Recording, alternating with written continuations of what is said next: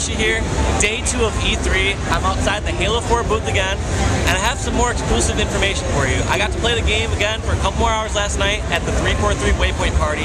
This was after we did the MLG event, and did a little bit more research. Found out kind of what you guys asked and got a few answers to questions. So first off, a lot of people were wondering about the loadouts.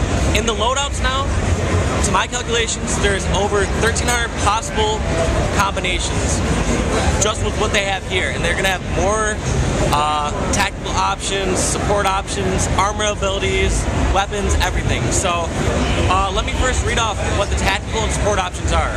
So you get one of each, and the 4 that they have right now for tactical are shielding. That's going to make sure your shields recharge faster. And first off, your shields also do recharge pretty damn fast already. And another thing I noticed about shields as well in this game is it's not similar to like Halo Reach where your shield goes down from both sides on your HUD.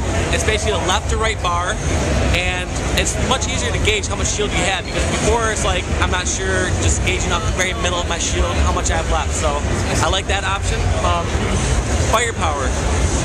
So in loadout, you get a primary weapon, which is assault rifle, battle rifle, DMR, storm rifle, or Covenant carbine, and you get a secondary weapon, which is either pistol or plasma pistol in this build. And firepower allows you to have 2 primary weapons. So this doesn't affect in-game, like you can always pick up a DMR and have a BR inside game. This is just for your initial loadout. That's the option you have. Resupply. This one I used quite a bit. It was my, I would say, most favorite tactical option I used out last night. And it allows you to pick up grenades off your teammates and enemies' bodies. So that's a huge change in the Halos. You can't, unless you have this option enabled, grab grenades off anyone's dead body. You can still grab weapons, but grenades are no-go. So there's no oversaturation of grenades unless you have that enabled. AA efficiency, armor ability efficiency. It allows it to recharge quicker. To be honest, like Promethean Vision and some of the others, it just doesn't, I don't really see the point. I could be wrong, like Thruster, it seemed like that took a while to recharge, so I'll go over the armor abilities in a second, but that's what the other tactical option is. Support options, ammo. You start off with more ammo when you spawn, and on top of that, your ordnance drops and weapons you pick up fresh off spawn, those have more ammo in them. So that's a big game changer. That's one of the reasons why we kept saying, dude, it felt like the sniper has a lot of ammo in it. It's because a lot of us had that option enabled by default. It seems like a huge thing. I mean, obviously you can do an ordnance drop, choose that loadout, and then get more bullets with your scattershot, whatever weapon you're dropping for yourself. So I see that being huge gameplay later. So you want to have multiple loadouts, and that's going to be one you want to have on one of your lower loadouts with ammo. Sensor.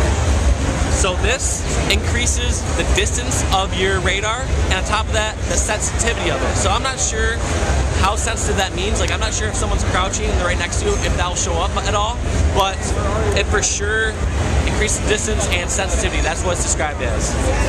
Awareness. Awareness allows you to have a radar while you're zoomed in. And a big difference about this game is all these primary weapons that you're using, when you're zoomed in, you have a brand new sort of skin. Like the Covenant carbine, for example, has a greenish hue to it. So when you're using that, you're definitely not as in the game, in my opinion, compared to like the other games, because like previous Halos, you with the BR, you zoom in, your reticle's just a little bit closer, whereas these ones, you have a whole new skin for every sort of weapon. Mobility. This allows you to have infinite sprint. So right now, I calculate sprint to be about 7 seconds, and you don't have a bar for it, but you have, I assume, is an invisible recharging bar. So, because what I try to sprint is I sprint for 7 seconds, try to sprint immediately, I only get like a half second or a second. But if I waited a little bit longer, like, you know, it almost felt like instant time. Like, so if I wait an extra second, I got an extra second to sprint. So you can sprint 7 seconds, wait 7 seconds to sprint again. But it seemed to charge really fast, and sprint didn't seem insanely fast. So, depending on your sport options, I don't know if that one's gonna be the best. I mean, it's for larger maps, I can see it being huge, but for MLG game types in general, I don't see it being as big of a deal. Now the armor abilities. Promethean Vision. Everyone's heard about that enough, where you see through walls, see where everyone's at. Super powerful. By far my favorite one. Hologram. I didn't experiment with that much. I don't really get tricked by that very much. It's, you know, I think you can get someone with it once in a while, but I didn't see it being overpowered or insanely useful.